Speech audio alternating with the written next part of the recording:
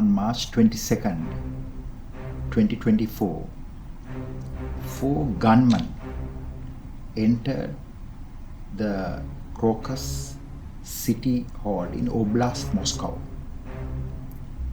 and they killed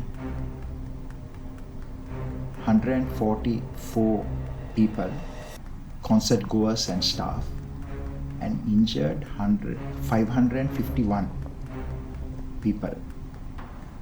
And the concert hall itself was burnt to the ground.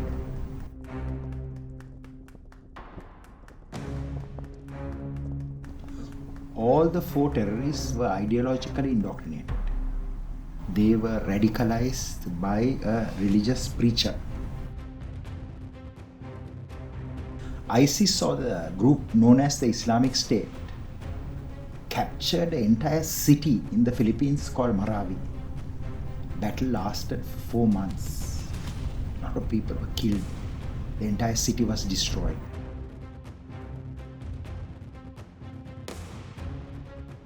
It remains destroyed even today. That is because there was no proper security and intelligence sharing within ASEAN countries.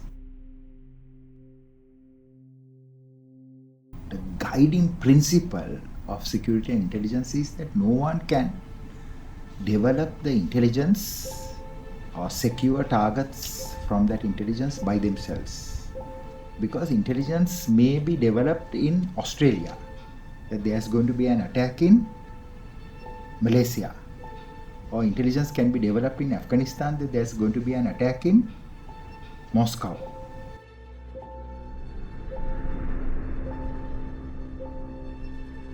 So intelligence must be shared between countries.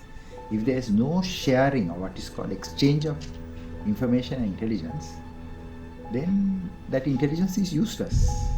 There's no point in countries collecting intelligence and putting secret, confidential, top secret, restricted, and putting it in a safe, because it costs so much of money to collect intelligence, either from using satellites or by human operations, running human sources. So whatever is collected by government, they must share that information with other agencies that can put it to practice to protect human beings, to protect infrastructure.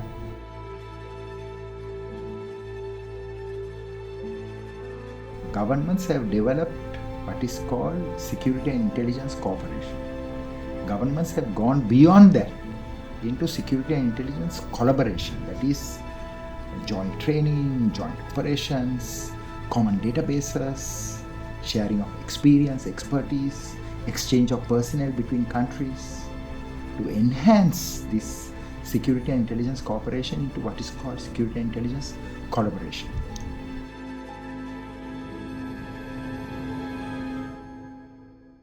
A few countries, the most intelligent countries, have built what is called security and intelligence partnerships.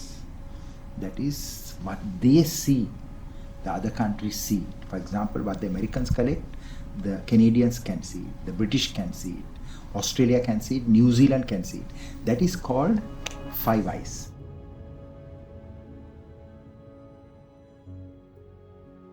Most of the other countries have failed to develop similar robust arrangements because they don't have that experience of working together over a long period of time, trusting partners. The Ministry of Defense of Indonesia asked me to help them to build a security and intelligence arrangement in the region, and that is called ASEAN Allies.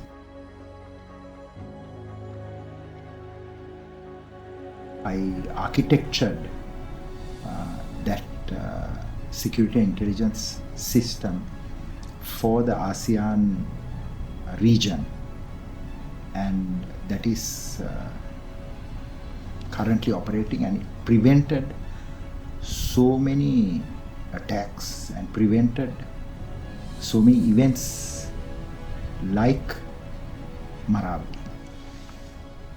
So this is the network called ASEAN Allies, And I want to share with you that there must be a similar arrangement not only in ASEAN, there should be one for the world, where all countries will share information and intelligence.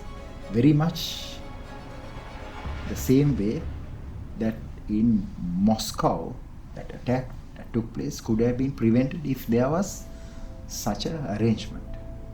Easter Sunday attack could have been prevented if there was such an arrangement. So there is intelligence, but there is no intelligence architecture, no trusted relationship being built, where when you receive intelligence, it's already verified and validated, where governments will immediately act. So such a system or arrangement has to be built as soon as possible. Otherwise, there will be more Easter Sunday attacks, the type of attack Sri Lanka suffered, or more Moscow type terrorist attacks.